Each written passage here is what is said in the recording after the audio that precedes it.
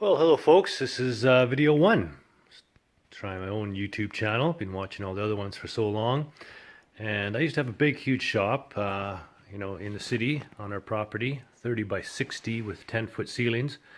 And then we downsized to this two-car garage for myself because the wife wanted to have horses. So we now own an acreage.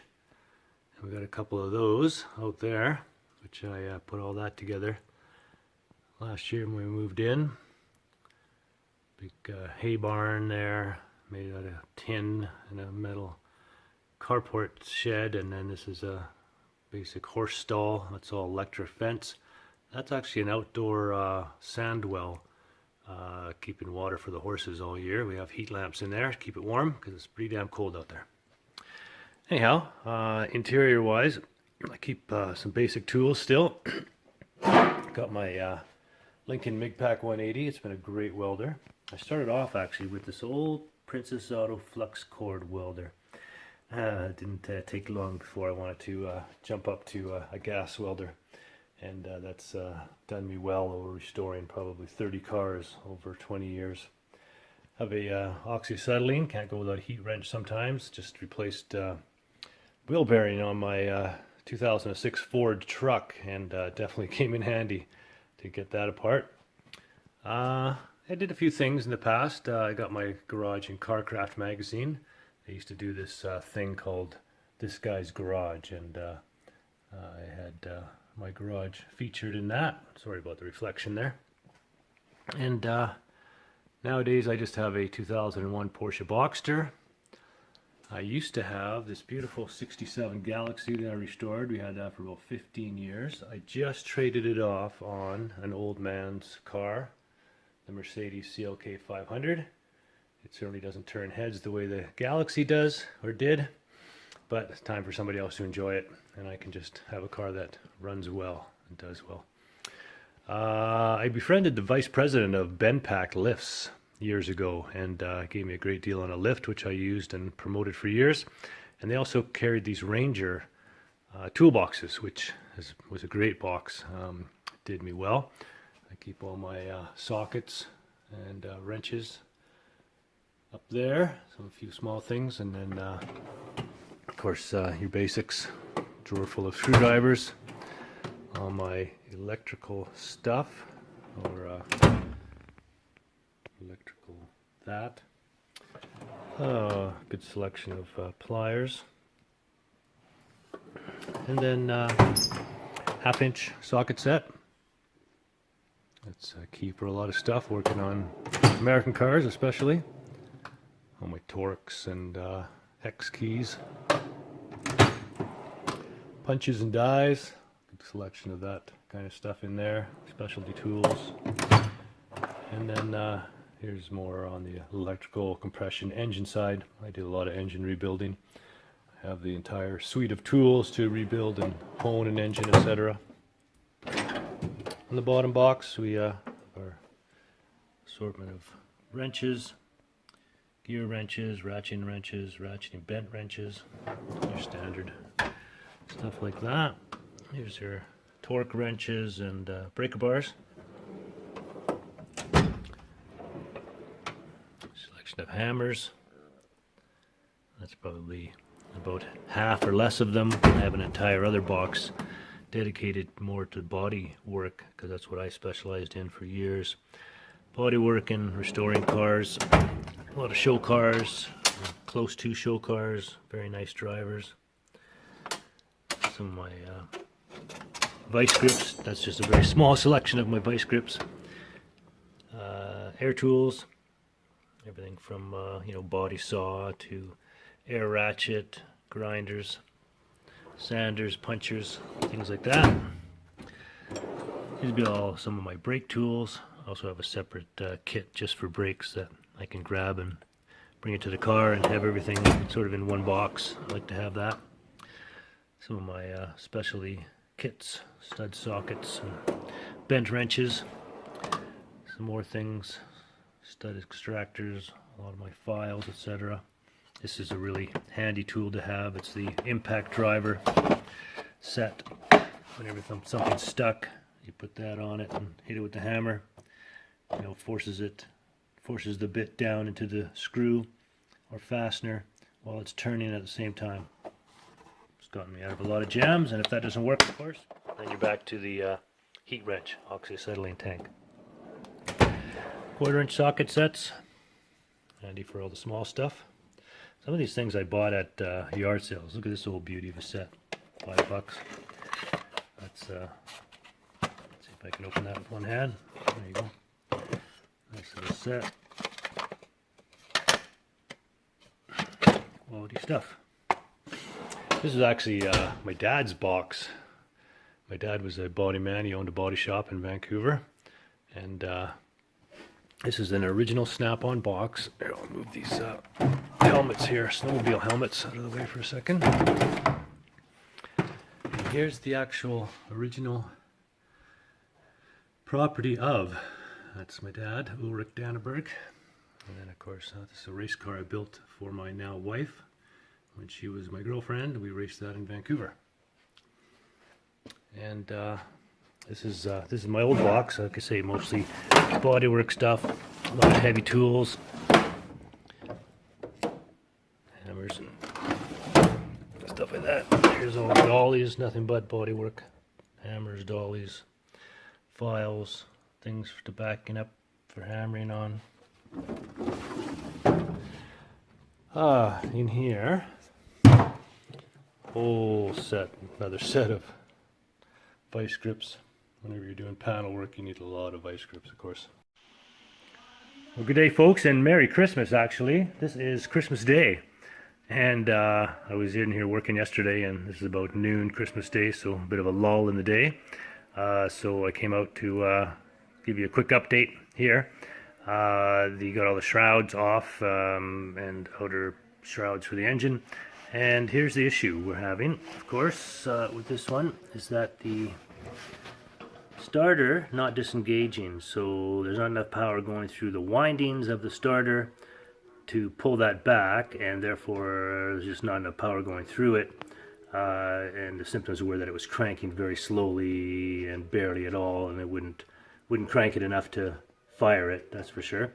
And that was the issue. You know, you think it's a battery, you think it's a solenoid, and in this case the solenoid is separate from the battery, which I'll show you right now. I tested the solenoid, which seems fine, and so this is just the starter, which is located under this frame side here. And the only way to get these babies out, other YouTube people have shown, you have to pretty much disassemble this entire engine, have it out, or have it mostly out, tip it on its side, which includes removing the 4 mount bolts. There's 2 up front, there's 2 in the back, and then you have to release it from the coupling there, either there, or you can just pull it straight out. I think they pull apart, so if you pull the engine forward you could get it out, or you could take these 4 bolts off and then just tip the engine hopefully over enough to get that starter out of the side here. So that's what I'll be doing next. Now, as far as the solenoid test goes, here's the solenoid out of this unit, and so I've set it up here on the battery. Just grounded it by sitting it on the battery ground, and here's a lead from the power, from the positive here on an alligator clip, and touch it on here, and you can tell it really clicks on. And if it was attached solidly, it would just hold it. See, that would just hold on, and it would run power from one side to the other, or transfer power from one side to the other. There you go. So that's solenoid tested. That's the starter Bendix not retracting. So I'm gonna have to pull this starter out, either have it rebuilt or get another one. I see online they're about $100, plus probably some shipping. Probably take a week to get it. And being that it's Christmas, I guess not much else I can do. I'll try to take it to the local starter shop. I used to use Phoenix starters here in town to do all my starters. But good day, folks. Here we are back in the E-Tech garage. Update on the 317 Kohler powered John Deere tractor. This is, like I had said, been a great tractor. Bought it with the snowblower. Has a mower deck, and I also have a blade and a tiller for it. And unfortunately, the starter went just as the snow started to fly here in Saskatchewan, Canada. So this is a needed item here out on the acreage. And I was trying to get the starter out of here, and what I found after watching different YouTube videos, that actually the easiest way is just to tip this thing up on its side, and then I don't know if the other guys did this, but you could just remove it from here. These are the solid mounts right at the bottom of the engine, and then it's mounted to another mount that they built on the bottom there that's attached to these rubber mounts here for some, I guess, anti-vibration. And then one guy, believe it or not, had actually cut out a piece of the frame here to get the starter out without tipping the motor up. So anyways, tipping the motor up, putting a block under it, I was able to get the starter out from here, and I didn't even have to remove this rear shroud piece, which other guys had, which would be an awful lot of work because there's a lot of stuff attached and in and out and around that piece on this Kohler engine. So anyhow, I have the starter over here on the bench, just making sure that was the issue, and sure enough it was. I took it apart here. This stuff all looks pretty good, but it's obviously the inner workings here and the inner windings that didn't allow power to completely come through here, so it wasn't allowing the Bendix here to retract all the way in. It seems to be coming in and out fine now, but as I tested it on the starter after I pulled it out, sometimes it would come in and sometimes it wouldn't. So that's definitely part of the issue. So anyways, I did order another one of these online, or from an online source called Total Parts Canada, and it was $138, free delivery.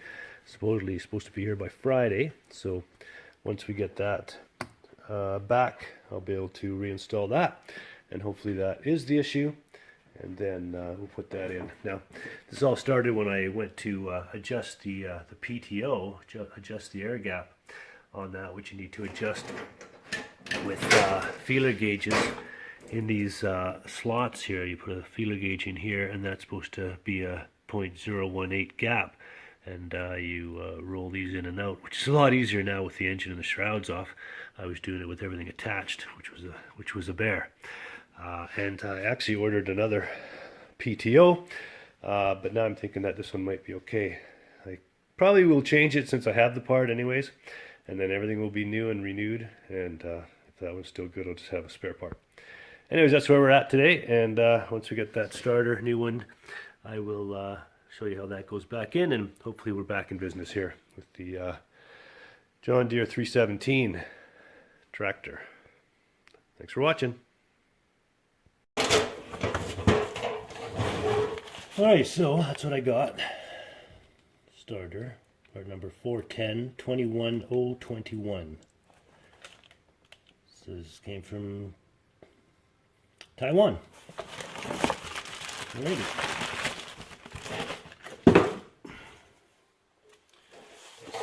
Now that we got this tipped up here, should be able to get it in a little easier.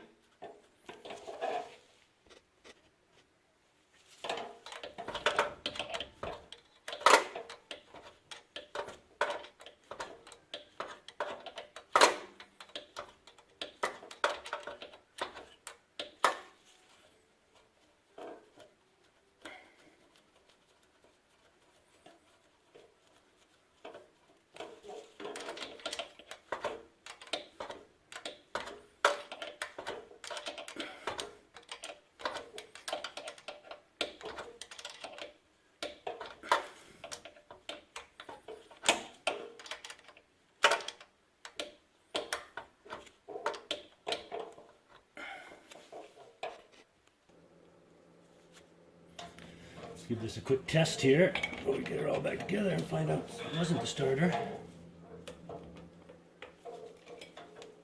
Well, she cranks fast now. Yes, sir. Well, guess it was the starter. Fantastic. So just noticing nobody ever shows you much of these parts on YouTube mechanics channels. I knew I wanted to put this in with the positive terminal for the starter onto the outside, and of course I threw it in, and however I twisted it, it ended up on the inside. It's not a lot of difference, but I would like it to go back the way it was, and this ends up sitting right here rather than way over there. So we'll get that changed around.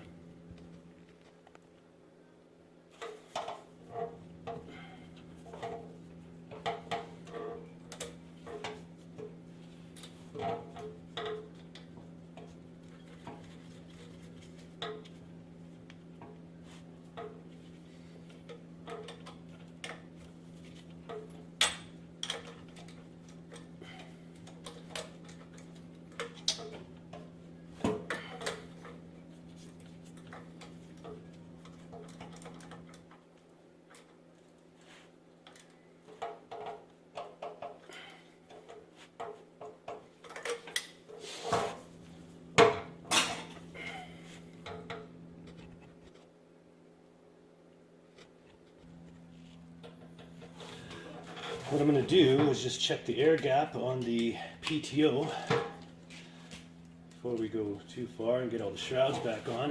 This is supposed to be a 0.18 gap. There she is there, fairly well used. So, just check that right there, pretty loose right now.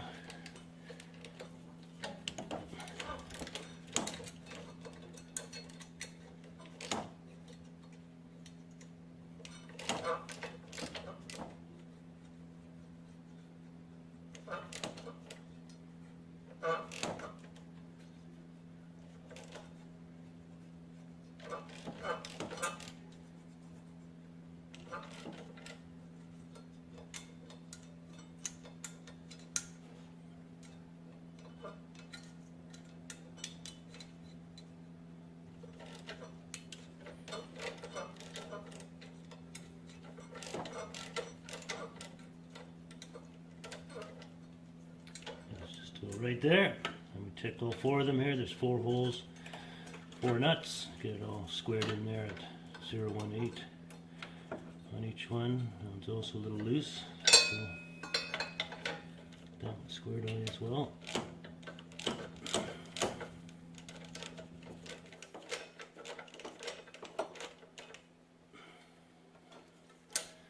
you go. To the other side. One more final check each. Nice drag there.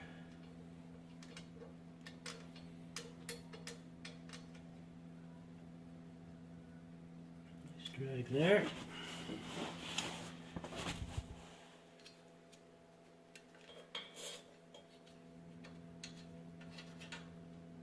Those are good. Okay, that hopefully set up right.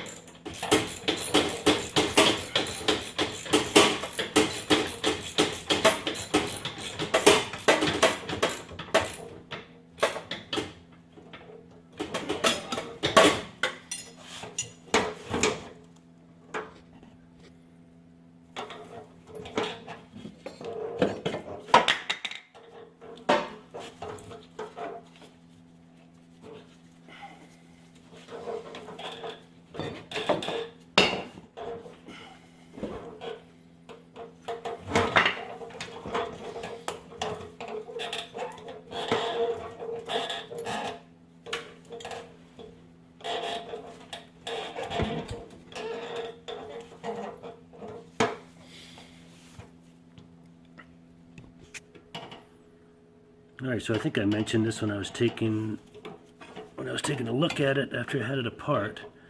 The engine block mounts to this secondary mount that goes across the frame of the tractor. So right now I have to bolt this up here first, or else you can't get at those, and then let it down and let those, and then bolt those to there. So let's get after that.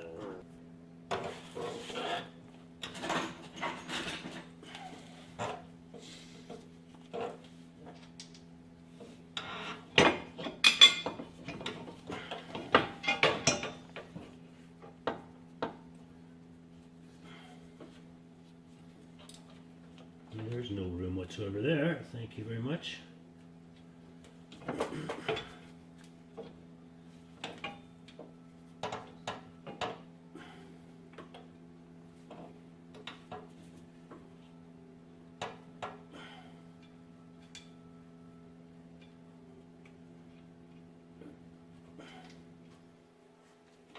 Let's get the front one on first. There's no room there to work with. Better hold it for the back one.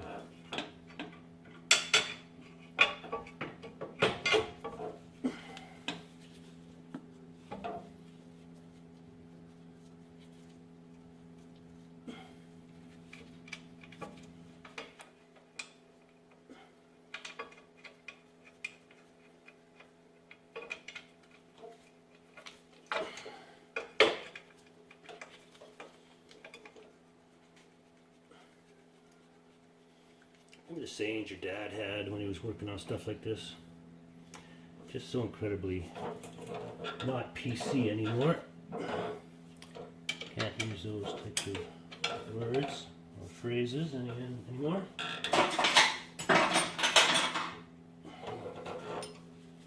Much as you might want to. Pretty much every time you're taking off or putting on a nut or a bolt.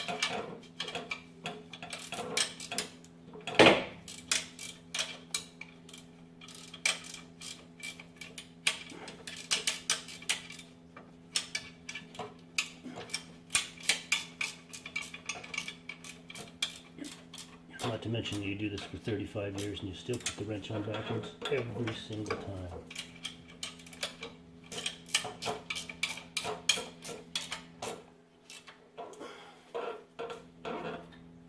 It's just the way of mechanics, isn't it? 50-50 chance. You're gonna get a 50-50 upside down every time.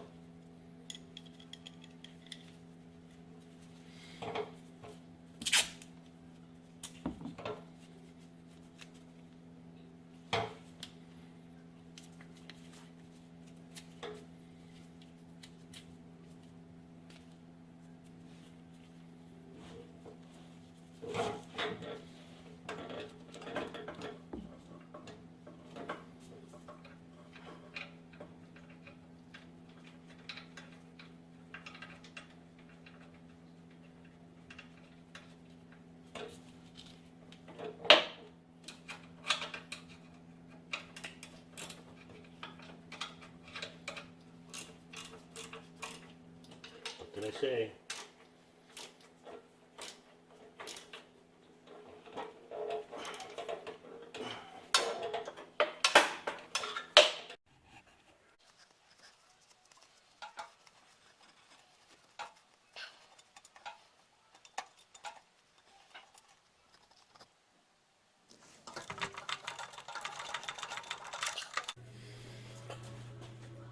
Okay, so it cranks better when plugs are out, which does make a lot of sense.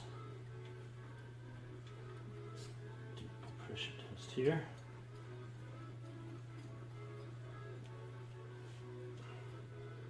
Not sure if you guys can see that.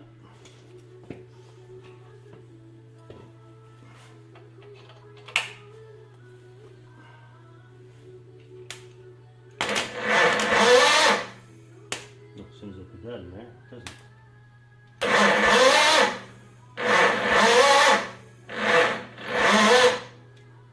Okay, you gotta turn over fast enough to get compression. Take this out.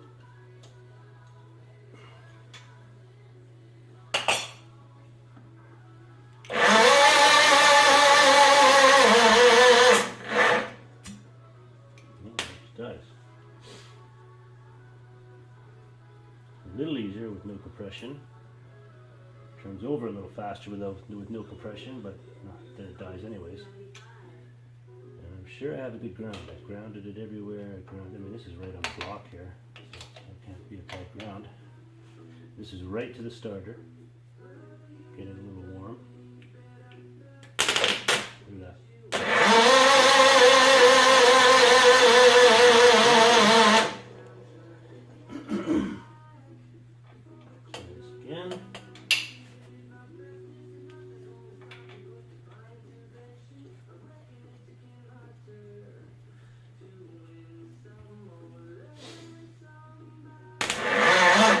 As soon as I put that in there, so you don't want to turn over.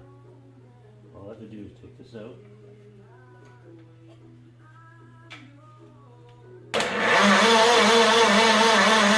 It turns over easier. So why is compression stopping it from turning over? Alright, so this thing was still hard cranking. And I went online to the Weekend Freedom Machines. They're John Deere guys. And they wanted me to make sure that the PTO wasn't binding up. And it was a little tight, so I loosened these off, and now this thing's spinning freely. I've got the battery hooked up right to the solenoid, which would be the same as I hooked it up here to this. But I will switch this out if it works for me. And then I cranked it over and watched my gauge. Hang on a second, I'll show you that. So here's what I have on the battery. I get cranking here. She drops way down, so partly the battery, but it looks like it's going to start cranking the right way. So let me get these spark plugs changed, and then we'll get. So we got new plugs, Champions, just like the originals. If those were in fact the originals, they kind of looked original, they weren't very nice. So anyways, we'll get these in here. 2-pack, dependable, pre-gapped. Probably check the gap, but no reason to believe that gap is not right. That's a fatal mistake, right? Anyways, let's get this sorted here.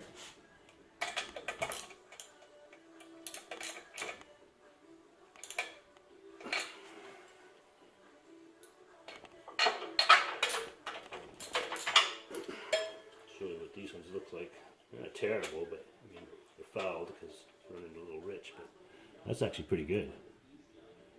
Not the worst, depending on how long they've been in there, for sure. Nonetheless, the new one's in.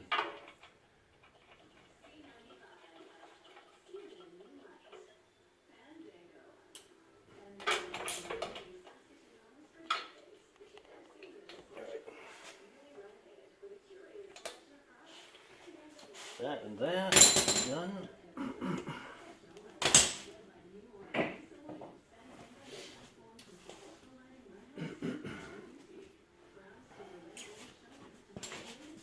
Throw this in just in case. basically.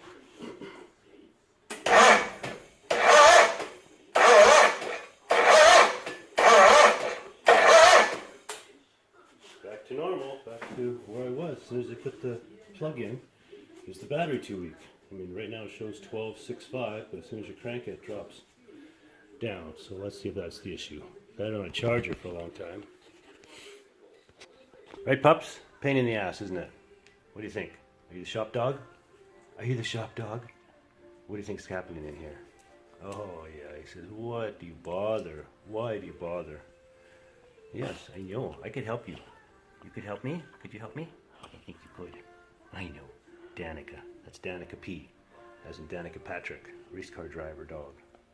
Right? He says, yeah, come on over here. Come on over and see what's going on. See, do a little inspection. Okay? Inspect this thing. Slow cranking. Issue. Oh, you're going to come over and do some real inspecting? Get close to it? Yeah? What's up? What's up? I know. Yes, you. Yes, you. Yes, you. You're a good dog. Yes. You're a good dog. Yes, you are. You're a good dog. Yes, you are. Oh, yes. Yes, you are. I can bow down to you. Yes, you do. Oh, I know. I know. It's cold outside, right? So cold outside. Minus 20 out there. Plus windy. Not the day you want to be outside, but I would blow snow for a bit if I could.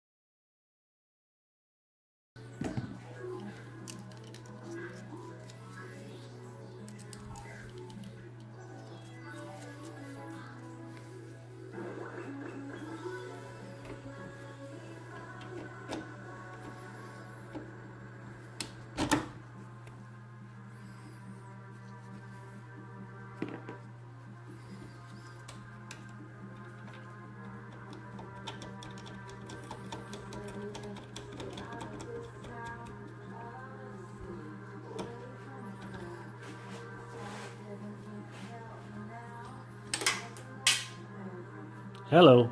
Goodbye. Again, just another part that they never show you on the videos, the YouTube videos. Dropping nuts and bolts, having to fish them out, find them somewhere. I put this pan under here, hoping to catch some of them, because I knew it would happen. Oh, look at that, I actually did catch that one.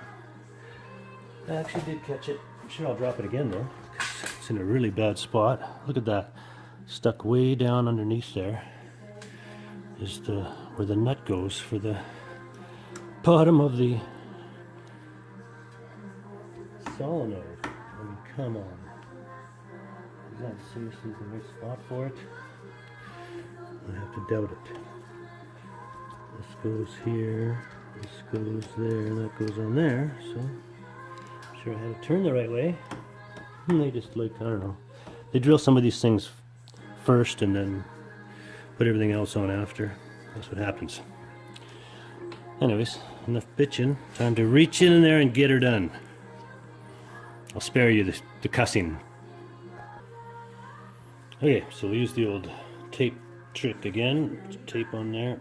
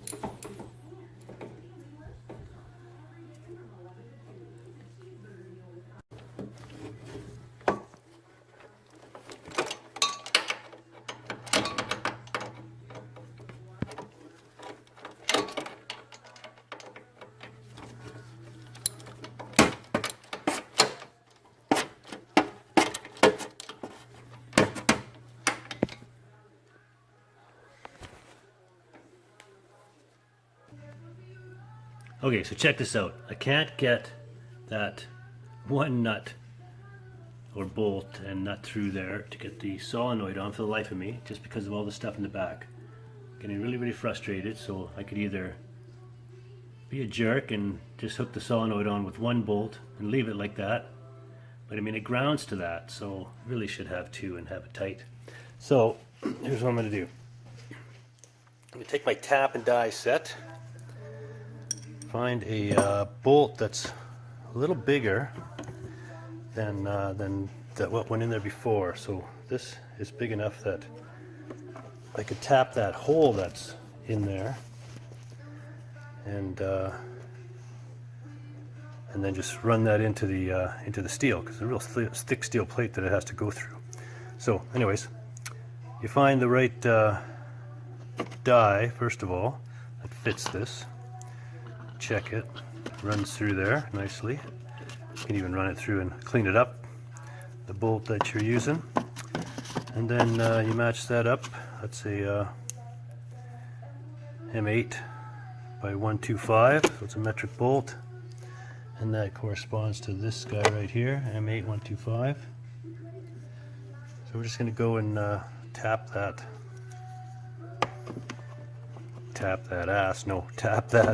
hole and put this bolt in there, and then it'll be nice and snug and tight and sorted it out.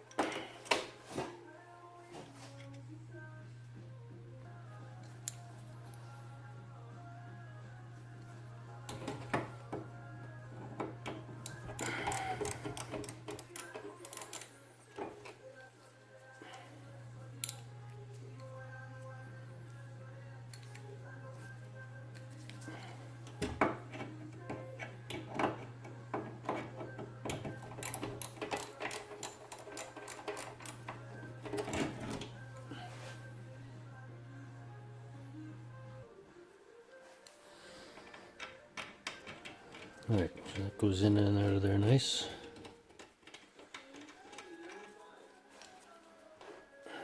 Just the nut or the bolt that I had. Just a little bigger than the hole. Now it also threads in there nicely. Perfect.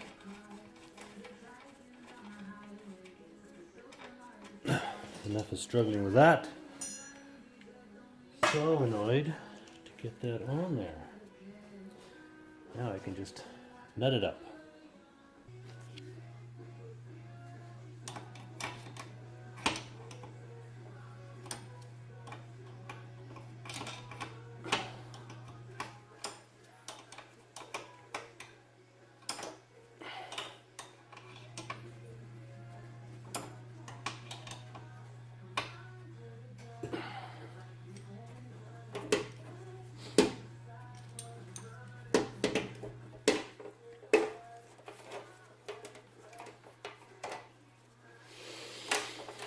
Alright, that's from the starter. Goes on the bottom.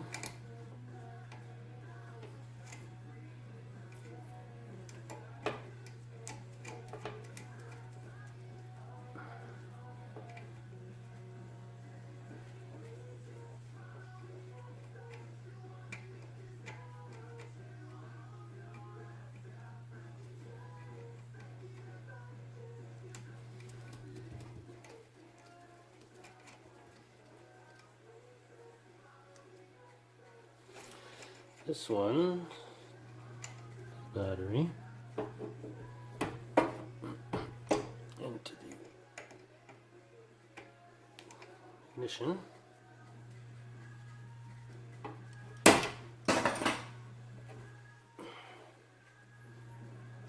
there nicely.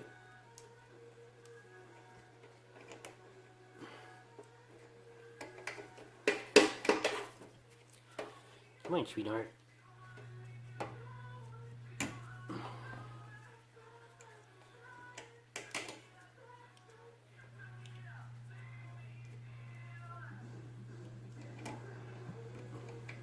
Don't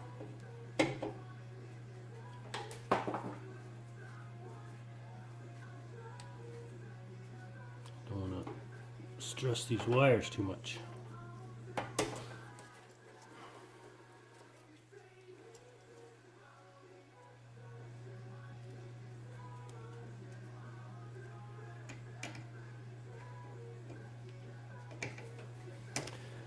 Then there's the exciter from the ignition, and that goes on that little post in the middle.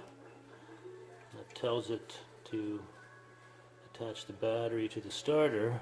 Power kicks in the starter while you got the key turned. That's that.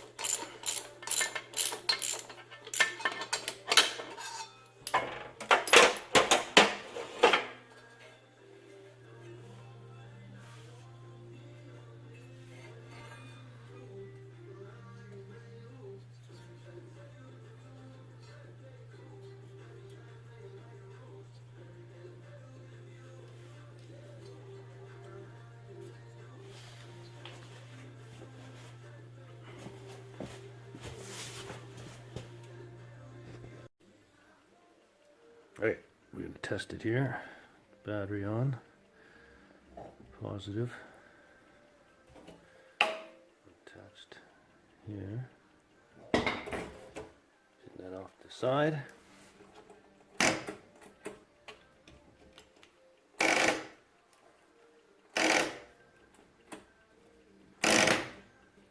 Don't you fucking tell me.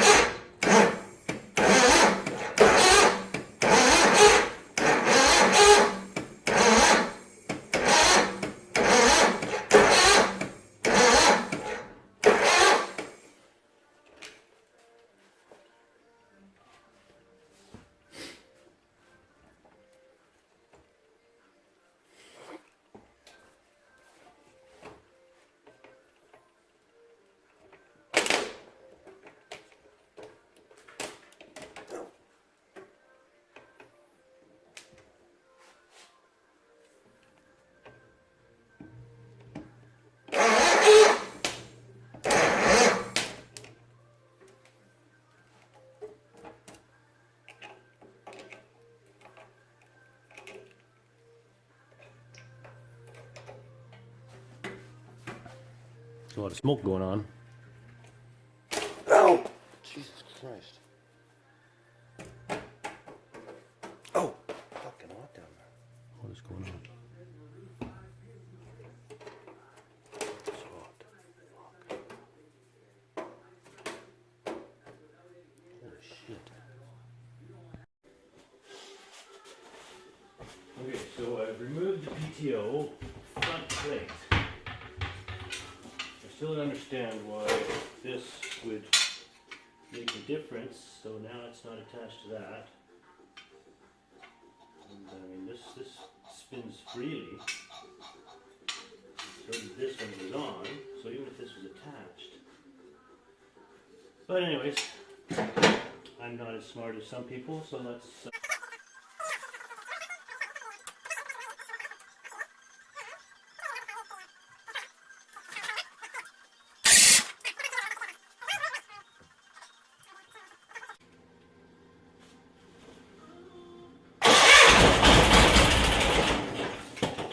start. I didn't see power here, but did you?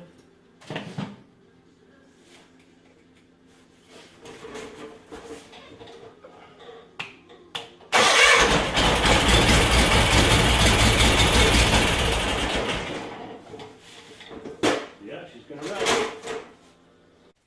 Alright, so it looks like we finally got it sorted out. The engine is gonna run, or should run. I do still have the PTO off. That I'm waiting for the inner piece that has the windings. It's like a $300 Canadian piece, and that'll go on the back, and then the other piece with the pulley will go on the front, and hopefully that solves that issue. But I do believe it is going to run, so let's give it a test here.